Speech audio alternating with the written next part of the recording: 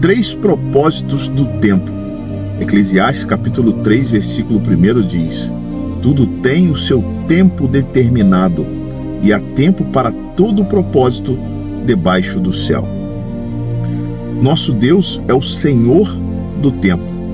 Ele criou o sol para o dia e criou a lua para a noite. Portanto, existe o tempo Cronos, que é o tempo em que nós vivemos, de 24 horas, e existe o tempo Kairos, que é o tempo de Deus. Ele é o Pai da eternidade.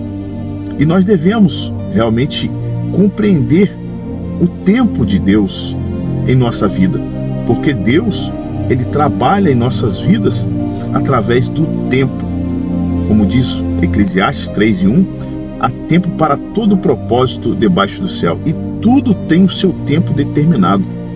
E nós devemos entender o propósito do tempo, como que Deus age em nossa vida através do tempo. Em primeiro lugar, o propósito do tempo é realmente estabelecer um propósito para a nossa vida. A nossa vida tem um propósito enquanto vivemos o tempo da nossa peregrinação, ou seja, o tempo em que nós vivemos aqui na Terra tem um propósito. Você não foi criado de forma aleatória. Não, você não é um robô manipulado por alguém. Você é um ser criado por Deus, à sua imagem e semelhança, para um propósito. E o propósito é de glorificar a Deus, louvar o seu nome, porque Ele mesmo preparou as boas obras em Cristo Jesus para que andássemos nela.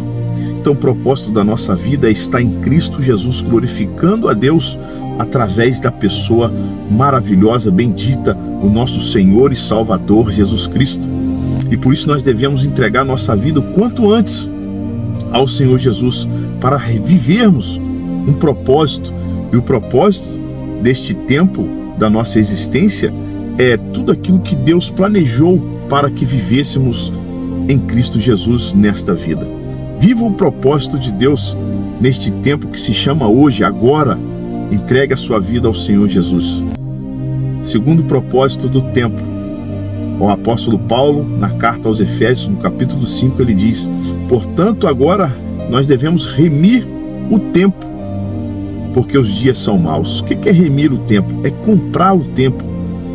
Nós investimos tempo naquilo que nós amamos, naquilo que nós cremos, e nós devemos comprar o nosso tempo. Como devemos comprar este tempo? Não gastando tempo com aquilo que não pode satisfazer a nossa alma. 55:1 de Isaías. Devemos gastar tempo com as coisas de Deus, meditando na sua palavra, realmente tendo prazer na palavra de Deus, orando sem cessar, orando em todo o tempo, ou seja, estando em conexão com o nosso Pai, porque é somente com esta conexão, com esta ligação no trono da graça de Deus, é que nós vamos realmente conhecer os mistérios de Deus, é que Ele vai nos revelar a sua vontade, boa, perfeita e agradável. Portanto, nós devemos colocar o nosso coração nas coisas que são dos céus, nas coisas que são de cima, e não nas que são da terra, que são passageiras, que são efêmeras, mas aquele que faz a vontade de Deus permanece para sempre. E nós devemos remir o nosso tempo, comprar o tempo, nos comprometer com este tempo em que Deus nos deu, fazendo a sua vontade. Isto é maravilhoso, porque cada vez mais que você experimenta as coisas de Deus, a vontade de Deus, você quer se entregar cada vez mais, cada dia mais. Você quer viver para o louvor da glória de Deus, realizando a sua obra, realizando a sua vontade. E assim devemos investir tempo nesta vida com as coisas de Deus. Este é o propósito da nossa existência. O terceiro propósito do tempo é realmente se arrepender.